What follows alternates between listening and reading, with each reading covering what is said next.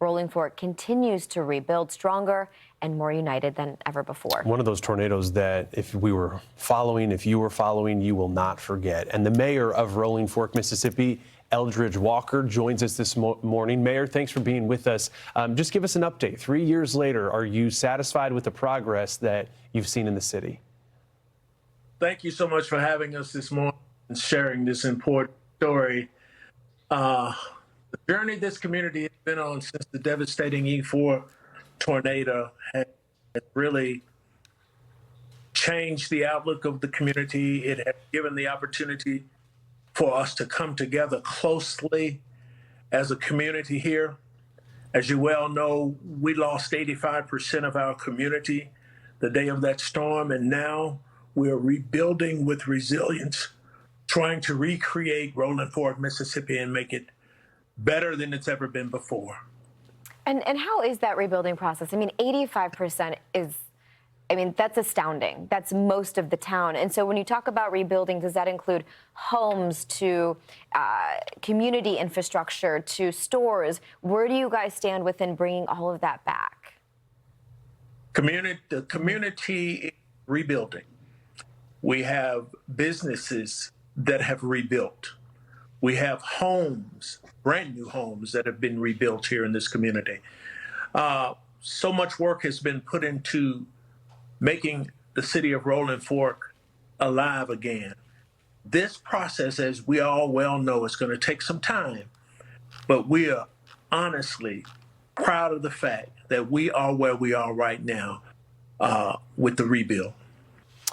Mayor, Mississippi Today, news publication in the state, they did a write-up on the 2-year anniversary, and there were mentions of the library as well as the post office still boarded up. I think that when we look at what an EF4 does, and several towns across the United States can understand, especially when the heart of the city is affected, it takes time.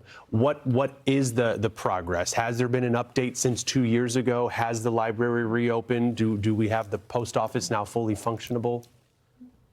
The post office is not functionable, but the post office is being rebuilt as we speak. Brick and mortar is up. They're well on their way to completing this facility within the next several months.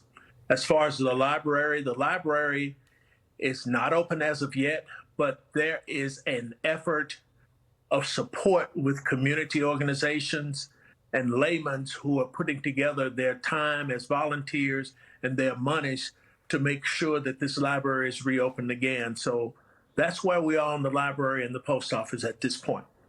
And we know, given the destruction, given the loss of life, and so much of a town is wrapped up in the soul of the people.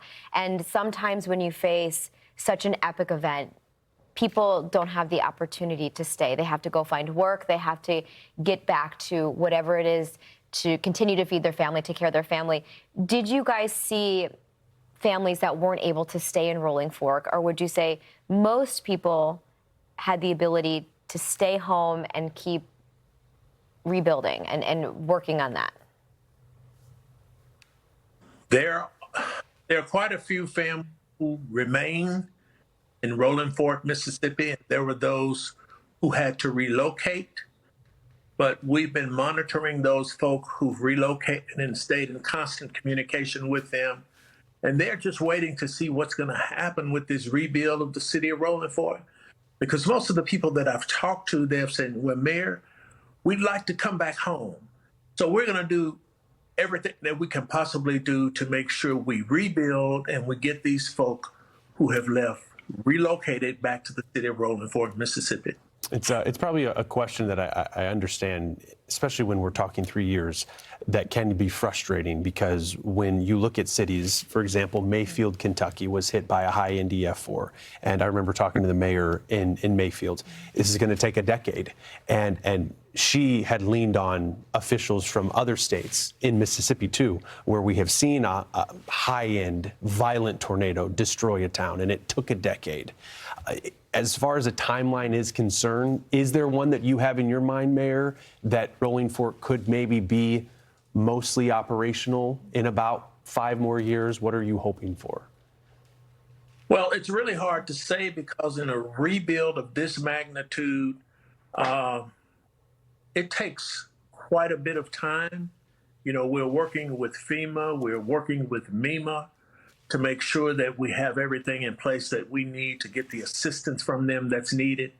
But to put a timeline on it, I'm hoping within the next 5 to 6 years that we see a lot more rebuild in the city of Rolling Fork than what we see now.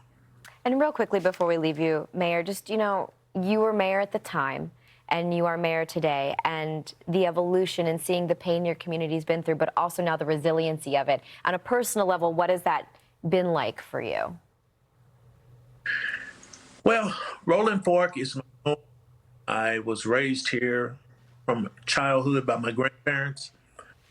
And what it means, it hurts my heart to see what we're going through.